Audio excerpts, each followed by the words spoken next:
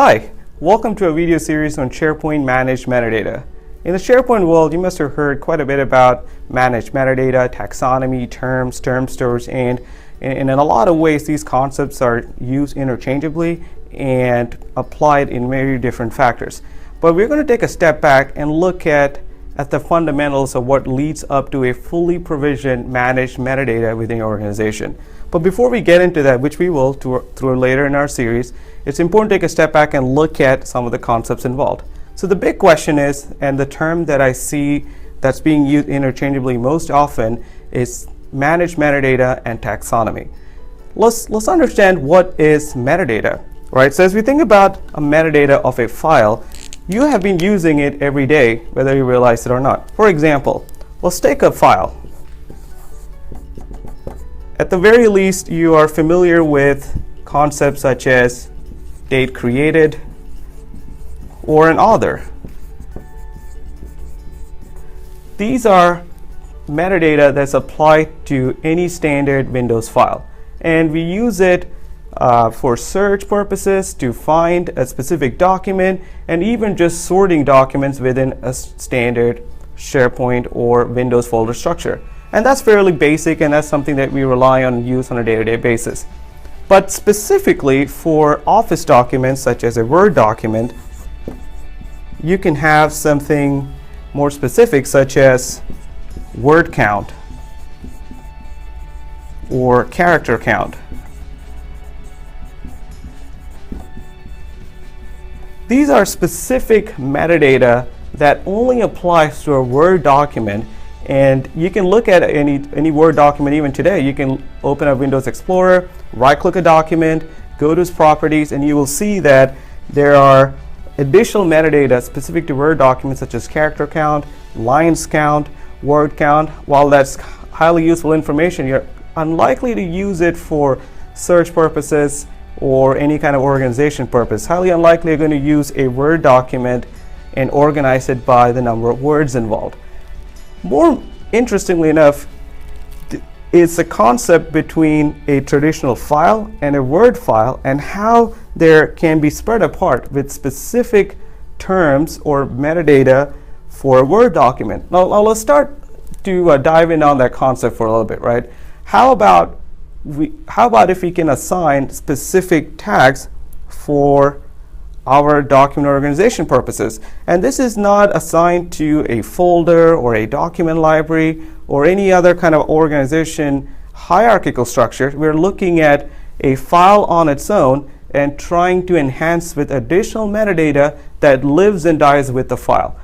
These tags or these metadata are not applied at a different level. So how about if we can enhance a document with some more meaningful metadata?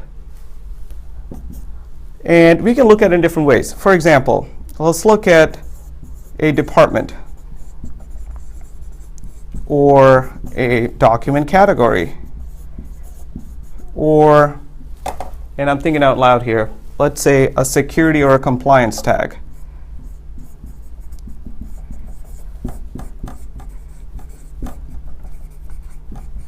Now, unlike a word count or a character count, I think you can appreciate, you can definitely think about different ways of organizing your content based on a department. That just makes sense.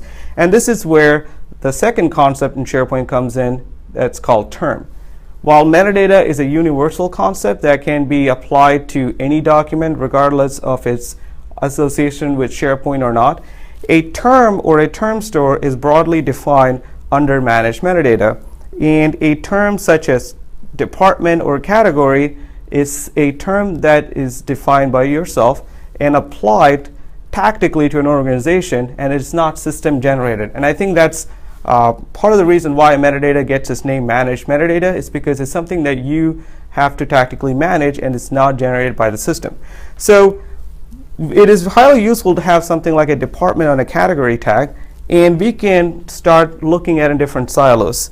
For example, you could have departments, and you could have a finance department or HR or sales department, and at the very level you have your first level of organization where you're organizing any document within your organization under a silo of a department or a department category, right? And that takes us to the second concept, a category.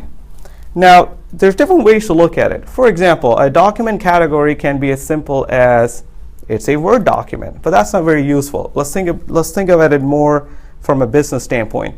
How about a document that is a operation document or a user guide? A user guide is a type of document that multiple departments could have, or it could be something like a sales presentation, which might be a little bit more specific to a sales department.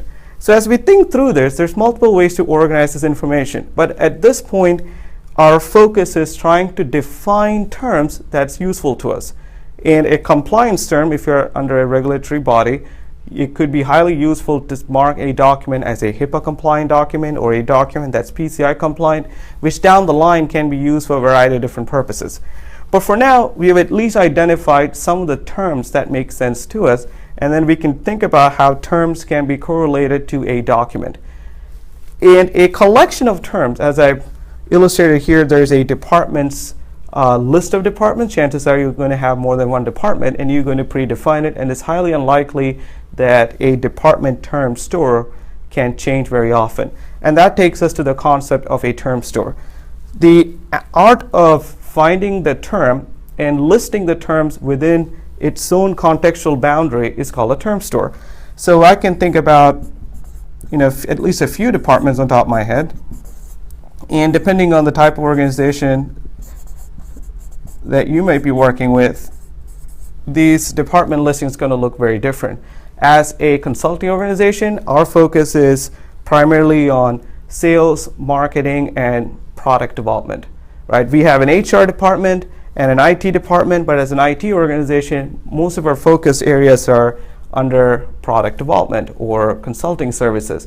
So the way your organization structured might be a little different, but that's okay, right? This is part of defining term stores and term that makes sense for you, and it's very important that you do it as internally, understanding the needs of your organization versus trying to collect a bunch of predefined term set for someone else that might not work for you. So at this point, we've identified what is a metadata, and metadata is just useful additional piece of information that can be attached to any file.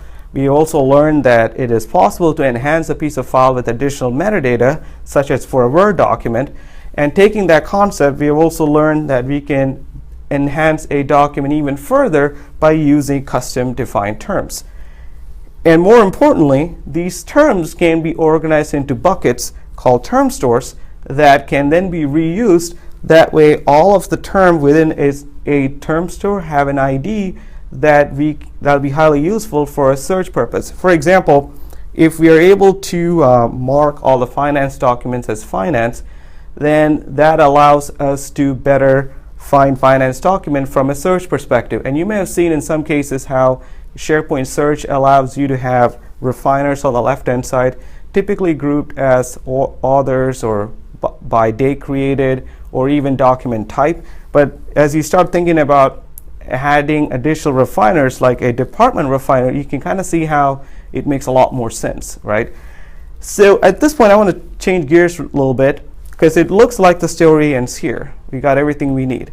But we haven't touched on an important concept called taxonomy. So what is taxonomy and how does that play into this broad structure?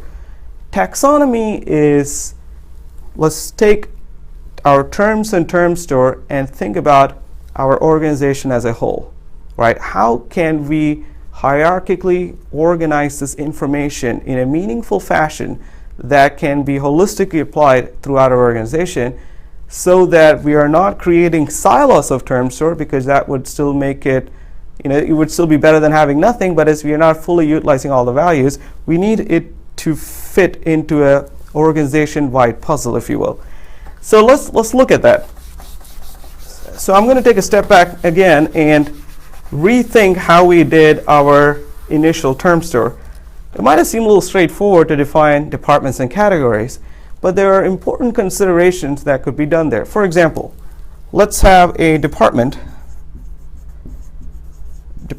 term store, and it's got sales, and a sales department can have, I don't know, proposals. It could have estimates of services that we are trying to perform.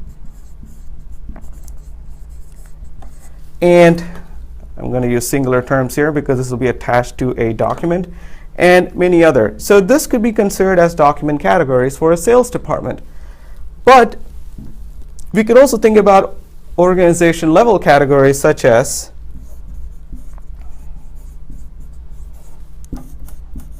a presentation, which I'll get into a second why it's a bad idea. Or you can think about a spreadsheet.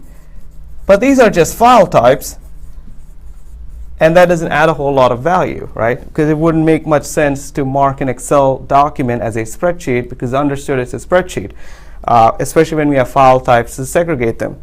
But what might be more important is having a proposal or a user guide, or it's a help document. But now we've crossed a boundary here. While generic terms such as a presentation or a spreadsheet is not very useful, a proposal or a user guide or a help documentation document type is somewhat useful, but a proposal only makes sense under the context of a sales department, whereas a help documentation only makes sense under the context of a product or a project or some kind of a unit of work that's relevant to that piece of information. So while we can do this at a more global level and call it the document category term store, it might be better located by department. Is that the best way? Perhaps for this specific use case. But now let's look at a different use case, and I'm going to call it a security term store. And under a security term store, you could have terms such as internal, confidential, or let's say external, or we can come with a different terminology for it. But what we're trying to illustrate is a piece of content stored within your network is either a highly confidential document or it's a non-confidential document that's okay to share in the format of an email. But that's clear indication to a user that even if they're not the original author of this document, or if they're new to the organization and they don't know the rules and restrictions of not sending a confidential document to outside of your network, with this metadata, A, they're aware of it, and B, more importantly, IT can restrict that any document with a tag called confidential cannot be sent outside of the organization. And if you're a regulatory body, this is a compliance or a security level tag that you need throughout the organization regardless of department. So this is a good candidate for what I'm going to call a top level term store.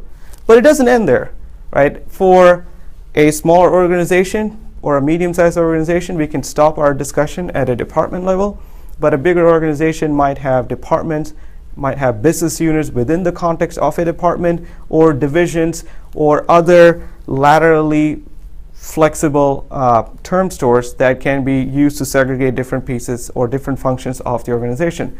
So it's the art of defining the term stores in general and how that can be linked with each other, organizing and shelving pieces of content. That is taxonomy. So a term by itself is useful. Term stores makes it even more so by reusing terms, but organizing within one unified structure is the taxonomy of your organization as it relates to documents. You may have also heard of this concept under different brandings and different namings, such as information mapping, discovery sections, and there's lots of different ways to look at it. But in the SharePoint world, you define terms, term stores, and the taxonomy using the term store management tool, and there's different ways to import and adjust accordingly. But globally, we're going to stop our discussion at taxonomy and what that means, and you can at least appreciate some of the benefits that's already quickly apparent just from the fact that we are able to assign unique and useful information to pieces of content. But in our follow-up conversation, we're going to look at some of the more creative ways to take advantage of it. More importantly, we'll also look at more advanced concepts such as labels and synonyms and audience and security by tags and taxonomy that can be applied throughout not just SharePoint, how it can kind of branch out beyond it, how taxonomy and term source can be either local or take its shape and form throughout the SharePoint farm, including multiple site collections, as well as limited to a specific site collection. There's quite a bit to talk about here. But your takeaway from this session is, if you haven't thought about metadata and terms or term source or define the taxonomy of your organization, it's never too late to start thinking down that path. And you can always start with a single department or a single use case as you work your way around it. And our follow-up sessions will look at how to take advantage of your taxonomy once defined. Thank you again for joining us.